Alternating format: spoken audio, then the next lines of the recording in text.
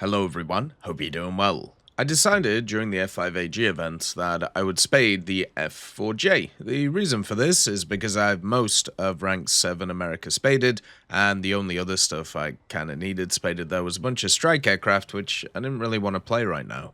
So instead, we ended up playing the F-4J. Now, the F-4J is very similar to the F-4S. There are a few slight differences between them. The main one is that the F-4J gets AIM-9Gs, the F-4S gets AIM-9Hs, and also there's a few little changes in places which matter quite a lot, such as when it comes to being able to turn and do all of those wonderful things. If you have a look at the F-4J though, it's basically the same. Like there's no real difference between it in terms of gameplay.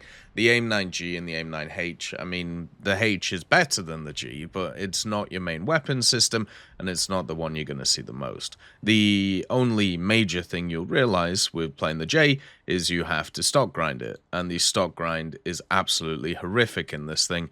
It just hasn't caught up to the modern era. I don't know how else to put it, but the loadout that you get stock in this vehicle is you get a 20mm Mark 11 Mod 5 cannon, which is the standard one that you get on this machine, and 2 AIM-9Ds, which are the closed seeker head missiles, which are IR, which are not all aspect or anything else.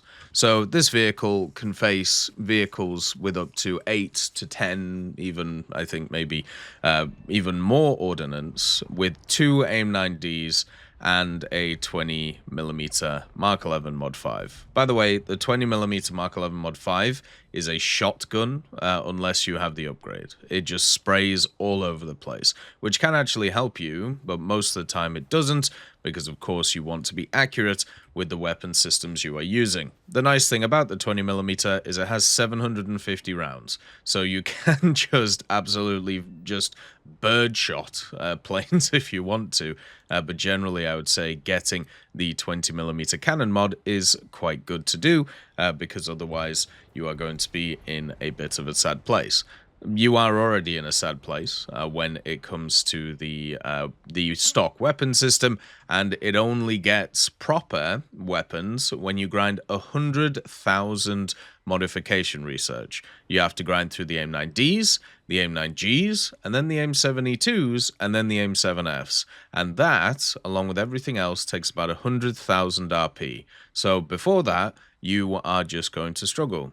Until actually you get the AIM-7E2s, so maybe a little bit less, maybe like 75k, 80k, then at least it's allowed to kind of live. The AIM-7E2s, and compared to the AIM-7Fs, of course, the 7Fs are better in most situations.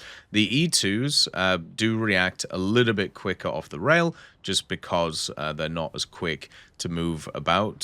So what I mean by this is the E2s actually snap or react quicker to kind of enemies near, because they don't have as long to be able to get to full speed. So even though the Fs are mostly better in most engagements, the E2s I actually found really good too, and also because I was used to them off the F4E, they were quite nice.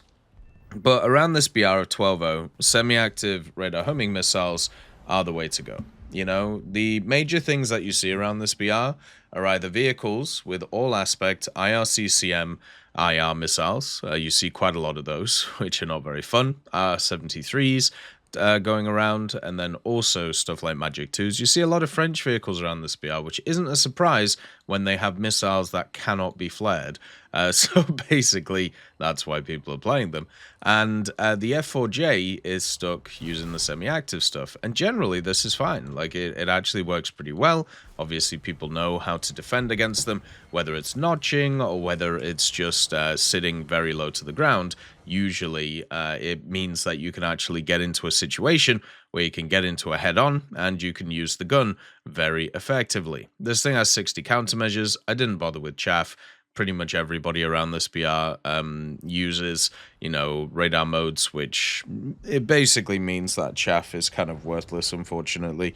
This vehicle here, the good old F-4J, it has two modes on its radar, the APG 59. It has kind of a head-on mode, and then it has the standard search mode. The standard search mode is one of those which is pretty much useless because even just a little bit of interference and it's just all over the place. So it's only useful when people are running away from you and you want to target them there.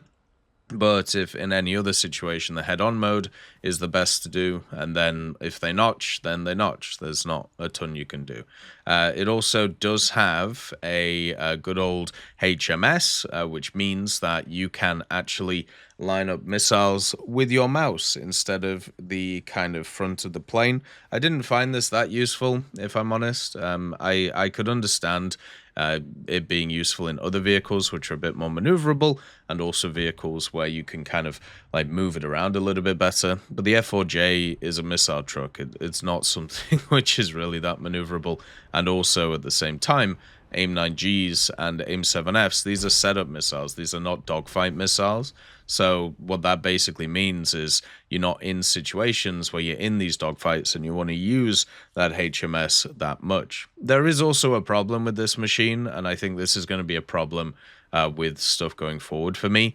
I don't know if I'm just old when it comes to this stuff, but there are so many buttons that you have to pay attention to.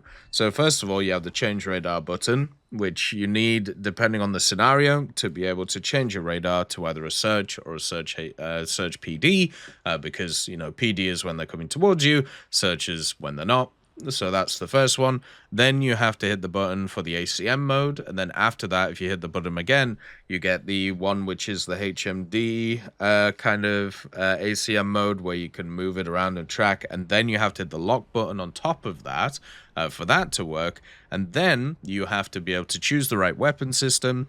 So you need to have that up, and then also you have your countermeasures, plus you're moving the vehicle, plus you have to hold your camera button to be able to use the HMD and also not turn the vehicle to that point, and then you have to launch the missile all at the same time. So you have to do all of this stuff, especially in this meta, which is much more kind of like get close dogfighty bang bang, because the F-14s and everything like that. So most of the time you're engaging under like 10 kilometers. You have to do all of this in like maybe a second or two, and then you have to change target and do that again. So what ended up happening yesterday, when I had all of the mechanics, I was just getting fatigued. Like I found it really hard to be able to switch between everything, and then also all of the additional stuff on top of it. It basically just made it where it became kind of unenjoyable, because I couldn't get my head around what buttons to press then. So then I started shortcutting stuff, because it just became completely ridiculous. And I don't know how any human being can react to everything that's going on in front of them, and then also do all of these buttons at the same time to be able to play optimally. I just don't think it's possible. Like, I get why people get annoyed at the control scheme, because there's just so many things you have to focus on. And when I look at the vehicles that most people are using, they're actually the vehicles which either have the crazy missiles, which basically you can't dodge, the IRCCM ones, which if you're not pre-flaring, you're kind of done, or, the ones with the crazy radars, which are quite hard to dodge, or they're just playing stuff like the F-14 and not paying attention and just lobbing active radar homing missiles everywhere. So they're going for the things which are simpler and easier, because you don't have to focus on all of these different buttons. In order to make the F-4J work, with its AIM-7Fs or AIM-7E-2s, and with its AIM-9Gs, you need good setup. You need to be looking at your radar to be able to work out where all the enemy is if they're not spotted. You need to pick the area after, they engage, and then you have to keep picking the right buttons. And if you are wrong by a millisecond, then your stuff just won't fire, and because, you know, the game won't register it because you've hit it slightly wrong, and then, yeah, you are just dead. And that happened a few times for me, where I would set everything up, I would actually set the missile seeker to go, and then it just wouldn't go for some reason, and I had to reset and do it all again. It was as if the game was glitching out because I was hitting so many different things, like over and over and over again. It was just wild. So this, as one of my first kind of forays into the more like semi-active machines, I had a very nice learning experience. I think I learned quite a lot. Would I recommend this to other people? No. There are much easier ways of getting into that area. Stuff like the JA-37, for example. Things like the MiG-23 seem a little bit nicer in there. Obviously, I did play stuff like the F-4E before this, and then also other semi-active machines. But this one was the first one with like the HDN stuff, and then also the switching of modes, and also all of the other craziness going around it. But for me, the issue with this is the stock grind. It puts you off. They should change it, so at least it gives you like 2 semi-actives, so you can be a little bit more useful. But we ended up playing 84 battles, a 48% win rate, 122 air kills, 61 deaths, so a perfect 2-to-1, 103 ground kills, and all of that. One thing I would say about this vehicle is while we were grinding it, we had like a 30% win rate until I got like the missiles and until I got some of the mobility stuff, and we started climbing the ranks with it. So when I was only on AIM-9Ds and Gs, this thing was worthless. It was completely useless, and I was just a passenger hoping that somebody wouldn't see me. And then once we got the semis, we were allowed to be at least a little bit useful. And then once we started getting all of the performance upgrades, that's when we started coming alive. So the first part of this spade, I'd say the first 50%, the win rate, which I checked, we were at around about like 30%.